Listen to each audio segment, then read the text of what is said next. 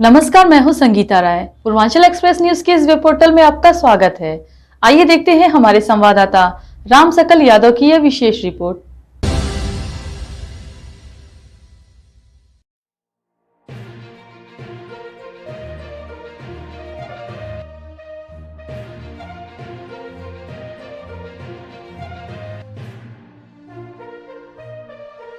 प्रदेश के कृषि मंत्री एवं जिले के प्रभारी मंत्री सूर्य प्रताप शाही ने हाल ही में संपन्न हुए 5 राज्यों में चुनाव के 3 राज्यों में बीजेपी की प्रचंड जीत पर इंडिया गठबंधन पर हमला बोला।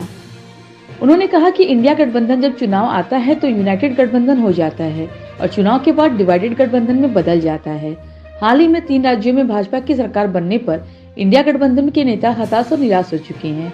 अब उन्होंने मान लिया कि 2024 भारतीय जनता पार्टी और नरेंद्र मोदी जी की है और यह घबरा कर उनके दिल बैठे हुए हैं। इसलिए आज 6 दिसंबर की बैठक इंडिया गठबंधन ने स्थगित कर दिया। उन्होंने कहा कि जिस हिसाब से विधानसभा चुनाव में भाजपा को समर्थन मिला है, 2024 में एनडीए की कोशिश 400 प्लस सीटें जीतने की होगी।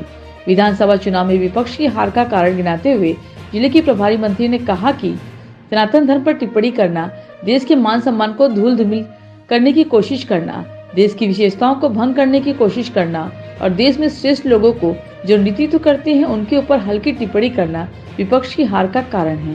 उन्होंने कहा कि आज 6 दिसंबर के दिन शौर्य दिवस है।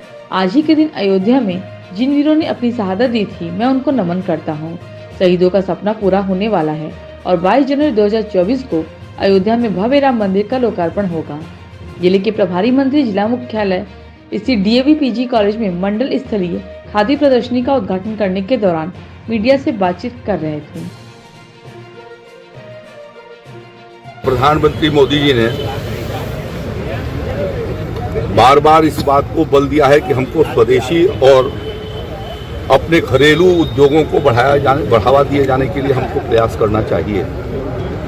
और इस दृष्टि से सभी मंडलों के भीतर उत्तर प्रदेश के सभी मंडलों में ऐसी एक खादी ग्रामोद्योग बोर्ड द्वारा मंडल स्तर की प्रदर्शनी लगाई जा रही है। और इस प्रदर्शनी के माध्यम से जो प्रदेश के विभिन्न जनपदों के भीतर अपने उत्पाद होते हैं, उन उत्पादों का यहाँ पर सबके जो स्टॉल लगाए गए हैं, जिसके माध्यम से यहाँ के आजमगढ़ वासी उससे खरीद सकते हैं, लाभान्वित हो सकते हैं। खादी हमारे देश का एक पुराना जो है वो ग्रामीण क्षेत्र का कारोबार रहा है और हमारे स्वतंत्रता आंदोलन से जुटा रहा। महात्मा गांधी जी ने और इस बात पर बल दिया था कि हमको चरखा को विकसित करके और चरखा के द्वारा सूत कटाई करना चाहिए।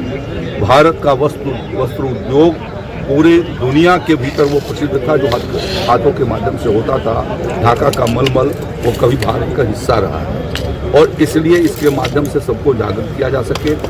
साथ साथ में माटी कला बोर्ड के द्वारा हमारे लोगों को प्रशिक्षित करके और उनको भी विभिन्न प्रकार के टूल्स उनको दिए जाते हैं और 3 लाख रुपए तक का ब्याज मुक्त जो है उनको धनराशि दी जाती है, जिससे वो अपने कारोबार को आगे की ओर बढ़ा सकें। प्रधानमंत्री जी ने अभी विश्वकर्मा श्रम सम्मान योजना घोषित की और विश्वकर्मा जयंती के ऊपर उसके माध्यम से देश भर में 1 करोड़ 60 लाख से ज़्यादा लोगों को इस प्रकार से उस योजना का लाभ दिया जाना है, जिसके भीतर 10 दिन उनका प्रशिक्षण होगा और प्रशिक्षण होने के बाद उनको 20,000 रुपये के टूल्स दिए जाएंगे और उसके बाद उन्हें जो है वो 3 लाख रुपए तक का उन्हें बैंकों से उनको मदद कराई जाएगी और उसको इंटरेस्ट सब्सिडी में 5% की इंटरेस्ट सब्सिडी उसके भीतर दी गई है।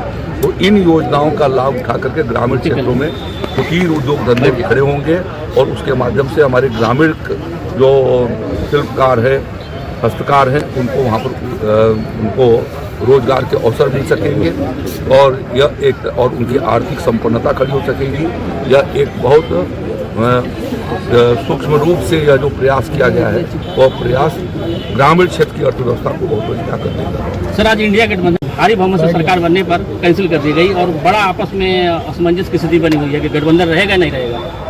आज 6 दिसंबर है और अयोध्या के भीतर जो शौर्य प्रदर्शन देशवासियों ने किया और उसके भीतर शहीद हुए, मैं उन सब लोगों को अपनी ओर से श्रद्धांजलि अर्पित करता हूँ और उनकी शहादत का अब दिन जो है जो उस दिन के लिए उन्होंने आत्माहुति दी, अब उनका सपना और उनका संकल्प पूरा होने वाला है। और अभी 22 जनवरी 2024 को अयोध्या के भीतर भव्य और नव्य श्री राम जन्मभूमि मंदिर के भीतर भगवान श्री राम लला का प्राण प्रतिष्ठा होने वाली है। तो ये हमारे लिए आज का 6 दिसंबर उन वीर पुरुषों को अपनी ओर से श्रद्धांजलि देने का अवसर है। मैं उनको श्रद्धांजलि देता हूँ। और जहाँ तक आपने कहा INDIA का, INDA जो है वो जब चुनाव आता है तो यूनाइटेड और चुनाव खत्म हो जाता है तो डिवाइडेड। अभी जब 3 राज्यों के चुनाव हुए उसके परिणाम हो गए तो अब उनका हौसला आधा तो हौसला पस्त हो चुका है और उन्होंने ये मान लिया है कि 2024 भारतीय जनता पार्टी का ऊपर से नरेंद्र मोदी का है और ये घबराहट उनके दिलों में बैठी हुई है। इसलिए जो है वो उस आहट से परेशान है और बैठक उन्होंने निकाल दी। 400 प्लस रहेगा 2024 में? ये तो कोशिश होगी 400 प्लस हो जाए। ठीक करना ही चाहिए। जो उटपटांग वो बोलते रहते हैं सनातन धर्म के ऊपर, भारत के मान बिंदुओं को जब वो धूल-धूसरित करने की कोशिश करते हैं, जो देश की विशेषता है उसको भंग करने की कोशिश करते हैं, तो उस पर उनको जरूर अपना और देश के श्रेष्ठ लोगों को जो नेतृत्व कर रहे हैं उनके ऊपर हल्की टिप्पणियाँ करते हैं, उन्हें जरूर उसके बारे में समीक्षा करनी चाहिए।